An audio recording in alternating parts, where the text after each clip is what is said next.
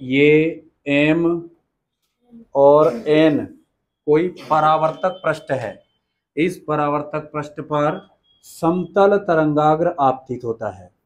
समतल तरंगाग्र मतलब एक पट्टिका रहेगी, ये इस तरीके से कोई समतल तरंगाग्र ये है हमारे पास, इसी टाइप से आएगा। यहाँ पर इस तरीके से आ रहा है, तो पहले ये वाला जो पॉइंट है, कोना है, ये टच होगा, उसके बाद ये वाला होगा, तो इस तरीके से होकर ये जाएगा। पहले बना देते हैं इसको। यहाँ ये समतल तरंगाग्र है, यहाँ P और Q नाम दे दिया है। ये आपके पास कैपिटल A और कैपिटल B नाम दे दिया है।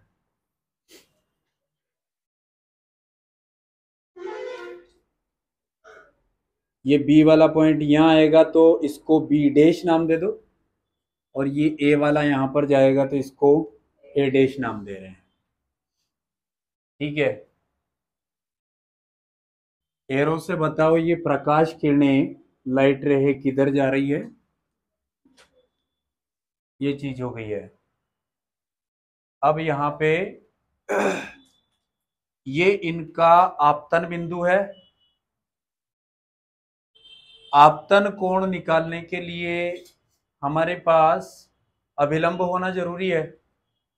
तो यहां देखिए आप, ये इसके लिए अभिलंब और ये इसके लिए अभिलंब हो जाएगा। इनको अगर चाहे नाम देना चाहें दे सकते हैं। आपतित किरण है और अभिलंब के बीच में जो कोण बनेगा वो कोण कौन सा हो जाएगा, आपतन कोण आई। अब आप ये ध्यान रखना है आपको कि ये जो कोण है वो 90 डिग्री है क्या, ये वाला कोण 90 डिग्री है। फिर से देखना आप, यहाँ ये 90 डिग्री कोण है। ठीक है, ये व्यवस्था के अनुरूप इसको इधर उधर बनाया, बाकी 90 डिग्री रहता है। तो ये वाला भी पूरा 90 रहेगा क्या, ठीक है। तो ये वाला आई है, तो ये जो कोण है यहां जो मैं बना रहा हूं, ये छोटा वाला, ये हो जाएगा आपके पास 90 माइनस आई। कैसे, यहां देखो 90 माइनस आई। ये जो आपके पास अभिलंब है, ये अभिलंब से इधर की साइड भी 90 डिग्री है और इधर की साइड भी 90 डिग्री है। कैसे, इसको थोड़ा समझें। ये लाइन आ रही है, ये लाइन जा रही है, बस यहाँ पे देखो, और ये अभिलंब है और ये परावर्तक पृष्ठ है। तो ध्यान देना आप, ये वाला आपके पास 90 है, ये वाला आपके पास 90 है। ये जो लाइन है, ये लाइन आप आई मान रहे हो, तो ये वाला 90 माइनस आई है, ये वाला नीले कलर वाला ये 90 माइनस आई है। तो यहां पर जो केस होगा जो मैं बना रहा हूं वो आई है क्या, ये वाला कोण भी आपके पास आई रहेगा। अब फिर से देखें आप, इधर वाला वो कैसे, ये आपके पास अभिलंब और यहां पर एक लाइन बी जा रही है और यहां पर एक लाइन और इधर की साइड जा रही है, एक लाइन ये है। ये पूरा 90 होता है, इधर ध्यान दे, बस समझ में आएगा पक्का। ये आपके पास कौन सा है, 90 माइनस में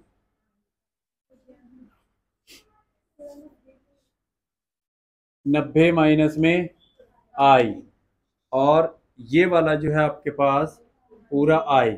अब देखना 90 माइनस में आई बराबर आई, ये वाली चीज हो गई, तो ये पूरा चीज 90 आया कि नहीं आया, ठीक है। तो ये आई रहेगा, और ये वाला जो कोण है ये वाला भी हमारे पास 90 माइनस आई ही रहेगा, लंबन। अब अपवर्तन कोण देख लेते हैं।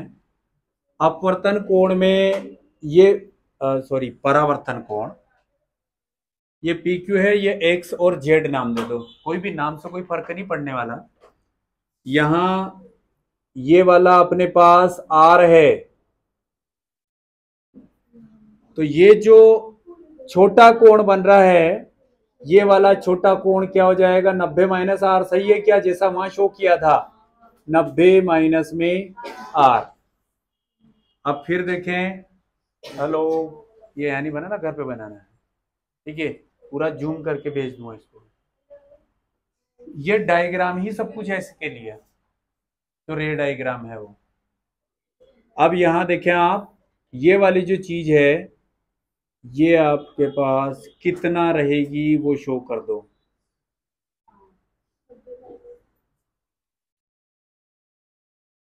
ये वाला पूरा क्या रहेगा, आर रहेगा क्या, ठीक है ना।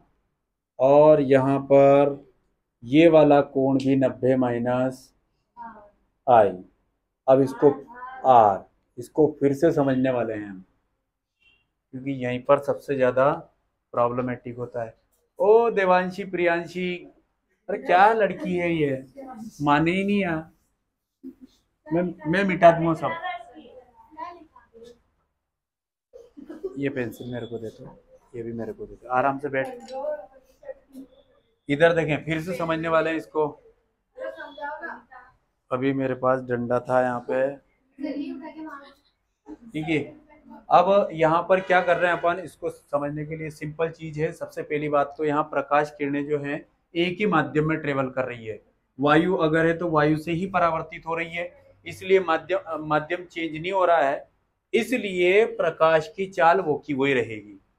तो आपतित प्रकाश की चाल भी वही रहेगी और परावर्तित प्रकाश की चाल भी वही रहेगी। यहाँ पे ट्विस्ट कौन सी चीज में है कि जितने टाइम में बी वाला पॉइंट बी डैश पर आता है, उतने टाइम में ए वाला जो है ए डैश पर चला जाता है। फिर से समझे आप, ये जो तरंगाग्र है वो इस तरीके से डाइवर्ट होगा, ये चल रहा है, ध्यान देना, ये दोनों, ये वाला ए पॉइंट है, ये वाला बी पॉइंट है, थोड़ी स्टैंडर्ड फिजिक्स है। ये आ रही है, यहां पर तरंगाग्र आपतित हो रहा है, और ये ए वाला पॉइंट जो है यहां पर टकराएगा। उसके बाद में कौन टकराएगा, बी वाला, तो ये टकरा कर और फिर गया है, समझे क्या। तो यहां देखें आप, पहले ए वाला टच हो गया है, अब होगा बी वाला, तो जब तक बी वाला पॉइंट बी डैश पर टच होगा ना, उतने में ए वाला कहां चला जाएगा, ए डैश पर। तो टाइम समान लग रहा है ना, एक जैसा टाइम है, सेम टाइम है, तो सेम टाइम में ट्रेवलिंग डिस्टेंस भी एक जैसे होता है। क्या लाइट है ये, प्रकाश है ये, तो प्रकाश के लिए समान टाइम में समान समय में दूरियां समान रहती है। प्रकाश सब जगह एक, मतलब एक ही माध्यम में समान दूरी तय करता है समान समय अंतराल में। वही चीज कर रहे हैं यहां पर। देखें, यदि प्रकाश की चाल कैपिटल वी हो तो एक फार्मूला है अपने पास, वो फार्मूला डिराइव करने वाले हैं। देखना आप, हमारे पास चाल बराबर दूरी बटे समय वाला है, दूरी के बटे में कौन आएगा, टाइम आएगा, ठीक है। दूरी अगर निकालना चाहें तो दूरी बराबर चाल गुणित समय हो जाएगा क्या, ठीक है। अब इसी से कर रहे हैं अपन दोनों चीज। तो दूरी के लिए सबसे पहले बी से बी डैश, यानी कि बी बी डैश दूरी, ओके। इसमें चाल, तो प्रकाश की चाल क्या है, वी है, और समय कितना लग रहा, मान ले जाए टी समय लग रहा है। इसको समीकरण नंबर 1 नाम दे दो। फिर दूसरा देखें, एक और चीज, कि एक और के लिए दूरी बात करेंगे ए से ए डैश तक, तो ए से ए डैश इज इक्वल टू, चाल वही है, समय वो का वही है, ये आपके पास समीकरण नंबर 2 हो गई। समीकरण 1 और 2 को अगर कंपेयर करते हैं अपन, ठीक है, समीकरण कितना, पहली और दूसरी की बात करते हैं, तो क्या मिलने वाला है, दोनों इक्वल हो जाएंगे। ये LHS RHS बराबर है, LHS बराबर होगा, आपको मिलने वाला है बी बी डैश बराबर में ए ए डैश, ठीक है। ये कोई समीकरण नंबर 3 हो गई है, ये हो गया है। अब देखें आप, ये हमने सिंपल सी बात कर ली है, हम यहाँ पर त्रिभुज समरूप बताने वाले हैं। तो कौन कौन से त्रिभुज, बहुत ही सिंपल है ये। आपके पास एक त्रिभुज है ए बी बी डैश, ध्यान देना, बी डैश ए डैश ए। फिर से देखो, त्रिभुज दिखना जरूरी है, ए बी बी डैश दिख रहा है, फिर बी डैश ए डैश ए, ये दोनों त्रिभुज समरूप दिख रहे हैं, सर्वांग सम अगर सिद्ध कर दे तो अपना काम हो जाता है। देखें यहां पर त्रिभुज, ध्यान देना, ए बी और बी डैश समरूप हैं किसके, बी डैश ए डैश और ए के।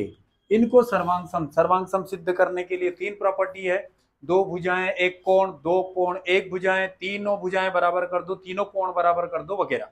चार कंडीशन है, दो भुजाएं एक कोण बराबर कर दो, दो कोण एक भुजा बराबर कर दो, तीनों भुजाएं बराबर बता दो, ऐसा। इसके लिए क्या करने वाले हैं, यहां पर दोनों त्रिभुजों में ध्यान देना, ए बी डैश दोनों की आसन्न भुजाएं, यानी कि बेस साइड है इसकी, ए बी डैश बराबर है ए बी डैश, क्या लिखोगे, उभयनिष्ठ भुजा, कॉमन साइड उभयनिष्ठ भुजा है।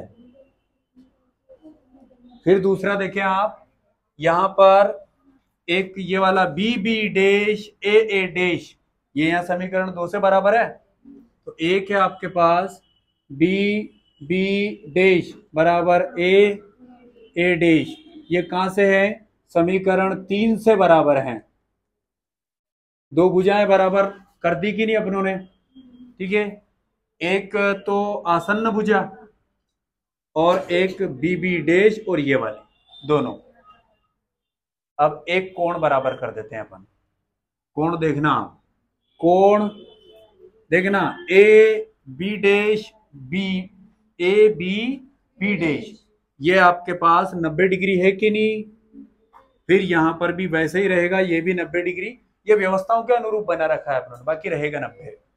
तो यहां पर कोण ए बी और बी डैश बराबर कोण बी डैश ए, ये दोनों क्या है, 90 डिग्री, सर्वांग सम सिद्ध हो गया। भुजा भुजा कोण, यानी कि भुजा कोण भुजा से।